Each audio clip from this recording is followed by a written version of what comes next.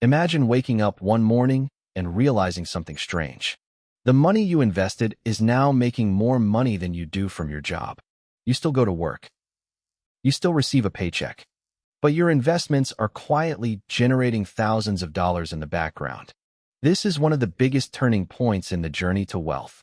Because when your money starts working harder than you do, the entire financial equation changes.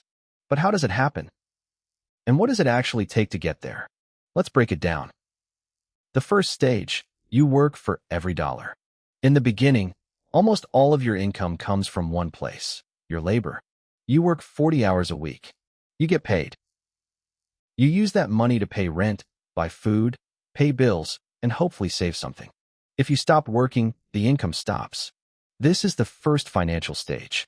Your time creates your money. And there's nothing wrong with that. Your job is often the engine that gets you started.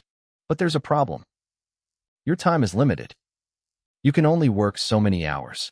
You can only earn so much from those hours. That's why simply working harder doesn't automatically make you wealthy. At some point, you need another engine. The second stage, you start buying assets. Instead of spending every dollar you earn, you begin directing some of it toward assets. Maybe that's an index fund. Maybe it's stocks. Maybe it's a business. Maybe it's real estate. The specific asset matters, but the bigger idea is simple. You stop using all your income to consume and start using some of it to produce future income. At first, it feels almost pointless. You invest $500, then another $500, then another. Your portfolio might only generate a few dollars, maybe a few $100s. Nothing that changes your life. But something important is happening. Your money is beginning to work without you. Then compound growth takes over. Let's say you eventually build a portfolio worth $100,000. If that portfolio grows by an average of 8% in a particular year, that's roughly $8,000 of growth. You didn't work an extra 8,000 hours. You didn't get another job. Your capital simply participated in the growth of the assets you own. Now imagine the portfolio grows to $250,000. At 8%, that's potentially $20,000 of growth in a year. At $500,000, 8% would be $40,000. And at $1 million, 8% would be $80,000. That's when something psychologically powerful happens. Your investments can start producing an amount comparable to a normal salary. But there's an important warning. Investment returns aren't guaranteed.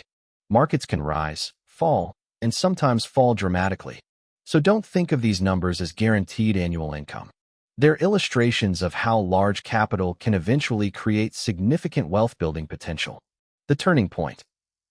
Now imagine you earn $60,000 from your job. Your investments are worth $750,000. If they happen to grow 8% during a particular year, that's $60,000 of investment growth. For that year, your capital generated an amount equal to your salary. You essentially had two workers, you and your money. And your money doesn't need weekends. It doesn't take vacations. It doesn't ask for a raise. It simply stays invested and participates in the growth of the assets you own. That's the real power of wealth. Not having a giant bank balance, but owning productive assets. But here's the part people get wrong. When investments start making serious money, many people make a huge mistake. They start spending the returns. The portfolio grows by $30,000. So they buy a $30,000 car. The investments generate $50,000. So they upgrade their lifestyle. And suddenly, the machine that was supposed to create freedom becomes another source of consumption. Wealth grows when you allow productive assets to keep producing. That's why wealthy people often focus on ownership, not just income. They don't only ask, "How much money do I make?" They also ask, "How much do I own?" Because income pays for today. Assets can help fund tomorrow. The snowball gets bigger. Here's where things become interesting. Imagine you invest consistently for years. Your contributions build the portfolio. Then the portfolio generates returns. Those returns remain invested. Then those returns can generate additional returns. It's a snowball. At the beginning, you're pushing it. Later, the snowball starts gaining momentum. And eventually, the growth of the snowball can become larger than the amount you're adding yourself. That's the moment many people dream about. when your money starts doing more of the heavy lifting. But you don't need to be a millionaire. Here's another misconception. You don't need $1 million before your investments become meaningful. Imagine you earn $70,000 a year. You have $200,000 invested. A hypothetical 7% return would equal $14,000 in a year.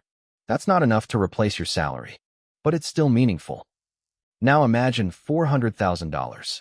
At 7%, that's $28,000. At $700,000, it's $49,000.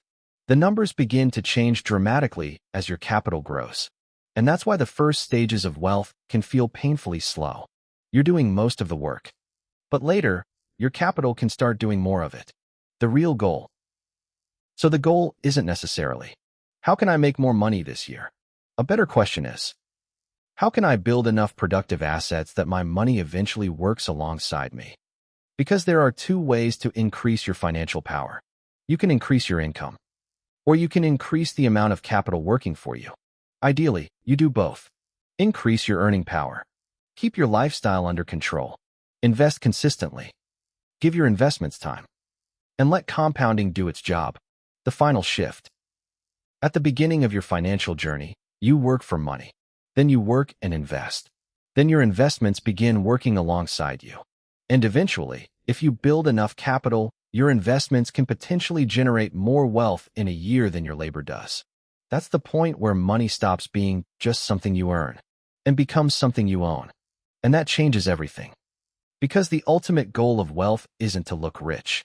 It's to reach the point where your future isn't completely dependent on your next paycheck. Your paycheck can build your wealth. But eventually, your wealth should help build your freedom.